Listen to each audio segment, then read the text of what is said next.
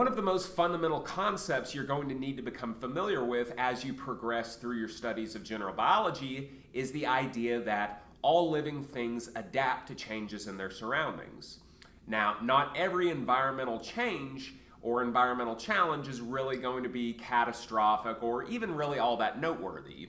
For example, if you get up in the morning and you climb in your car and you find that the battery is dead, not really that major in the grand scheme of things, but it's something you're going to have to adapt to. Whether you call a mechanic to get your battery changed, whether you take an Uber or the bus to where you're going, or whether you change your plans altogether, it's all about how you adapt to the situation. Now, in biology, especially when we look at the evolutionary history of all living things, we can see that there are millions upon millions of different species on planet Earth, and definitively we can say that most of them arose out of one common ancestor out of necessity for adapting to environmental challenges. Now, what I have set up for you here today on the whiteboard is a little bit of an unrealistic example of how adaptations lead to changes in species, changes in traits, and changes in populations. Okay, so let's take a look at what the situation is here. So if you look here, we have two completely different ecosystems that are present in, let's say, the African savanna. Now, if you look at the ecosystem on the left, which is ecosystem number 1, you can see that we have a flowing river, you can see that we have green grass. Even though it's not actually shown here, you can see, or maybe you can't see, what should be shown here is other things like habitats, places for animals to live, prey for predators to prey upon in order to obtain food, resources, and things like that. Now, in ecosystem number 1, our subject matter here are tigers. So if you're looking at this the right way, you'll see that ecosystem number 1 has 100 tigers. So we have a population of 100 tigers. So these tigers just happen to live in ecosystem number 1, and the tigers, if you'll look on the right, do not live in ecosystem number 2. So we've got 100 tigers in ecosystem number 1 and 0 in ecosystem number 2.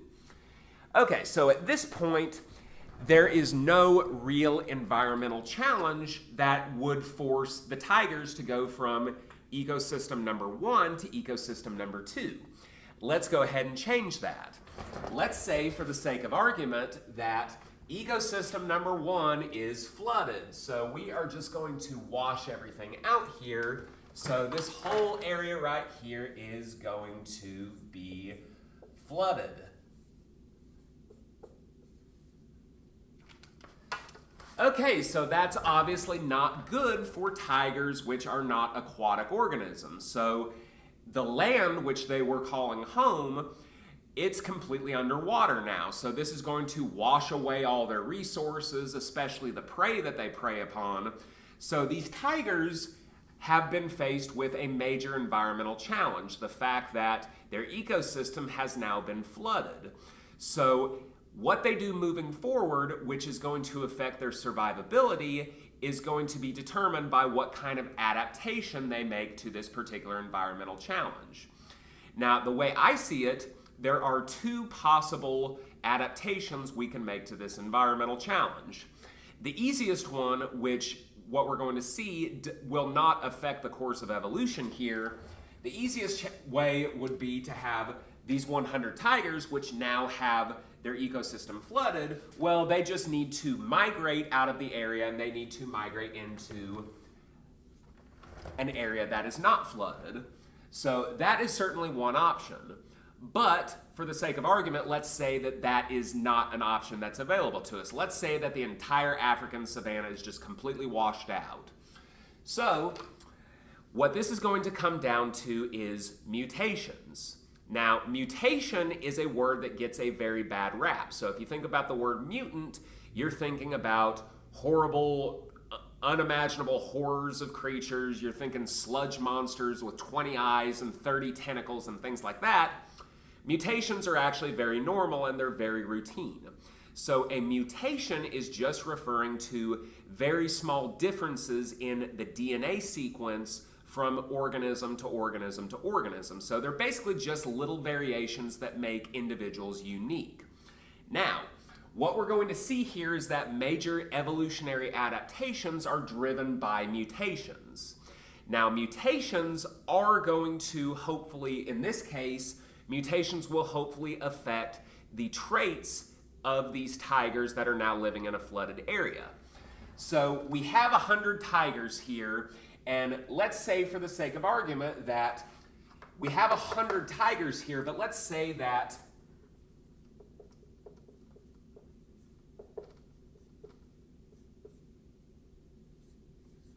let's say that 4 of these tigers have gills. Now, this is what makes this example or this scenario so unrealistic. Yeah, tigers obviously do not have gills. But what you should understand from this is that gills are an anatomical feature that fish have that allows them to breathe underwater. Okay, so if we have tigers that have gills and we have 4 of them, we'll go ahead and, for the sake of argument, say we have 2 males and 2 females with gills, then these tigers right here are actually going to be able to adapt to this flooded surrounding. So while these 100 tigers that do not have gills will not be able to swim and breathe underwater and obtain food as they ordinarily would on dry land, these tigers right here will be able to do so just fine, because with the gills they're able to breathe underwater, so living in this flooded landscape should not be a problem for them. So what we will see over time is that the tigers that do not have gills, the fact that we have such a major monumental environmental challenge here, and these tigers right here are not able to appropriately adapt to this environmental challenge, and what we mean by that is they are not going to reproduce. If you cannot live in the area, you cannot reproduce in the area. So as these tigers either migrate out of the area or as they die off, as they drown in the flooded marshland now, their numbers are going to drop precipitously. So eventually we're going to get to the point, because this land is now flooded, we're going to get to the point where we have no tigers that lack gills anymore in this area. So you might find that they've moved over to ecosystem number 2, or they died out right here. The point is that they are no longer able to reproduce in this area, so the genes that are associated with these tigers that do not have gills are moved out of the gene pool. Now, the tigers that do have gills, they can actually stay in this flooded area and they should be able to flourish. So what we will see over time is we will see that these 4 tigers that do have gills, they will not have any problems reproducing, and we're going to see over time, as these tigers reproduce, we're going to see more and more tigers that do have gills. Because these tigers do not have any problem living in the flooded area, they are able to mate, they are able to reproduce, and now you've got a situation, because of this environmental challenge, where we no longer see tigers that do not have gills, but we do see tigers that do have gills. So now, if you imagine that now a lot of those tigers came over here, the tigers that do not have gills, now what you're seeing is a geographical difference in species from place to place, because we can trace this all back to one major environmental challenge. Now, if you were to actually visit this area in Africa, if you came to the flooded region, you would encounter a species of tiger that has gills. If you go to the dry region, you will encounter a species of tiger that does not have gills. Now, so the reason why this is such an unrealistic scenario, outside of the fact that tigers don't have gills, is that these evolutionary adaptations usually take several hundred, if not thousands of years to accumulate. So these tigers that have the gills, they didn't just grow gills over the course of 30 minutes to an hour. So these types of adaptations should already be present at the time of the environmental challenge. So this is why we say that mutations drive adaptations. There should be a great amount of genetic diversity among members of a population, so that once an environmental challenge comes, we can hopefully count on the fact that several members of the population have accumulated mutations that give them beneficial traits that will allow them to overcome the obstacle. In this case, we had a population of, I think it was 104 tigers in ecosystem number 1.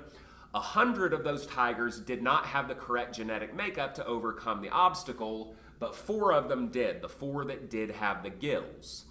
So the reason why genetic diversity in members of a population is so important, it's important because even when you do not have an environmental challenge, you don't want to have every member of the population exactly the same down to the last strand of DNA, because once the environmental challenge does come, if you are all exactly the same, every member of the population, if you're all exactly the same and none of you are suited to overcome the obstacle, then the entire population is going to die out. But if you have enough variation and enough diversity, then it's possible that several members of the population will have the correct traits necessary to overcome the challenge.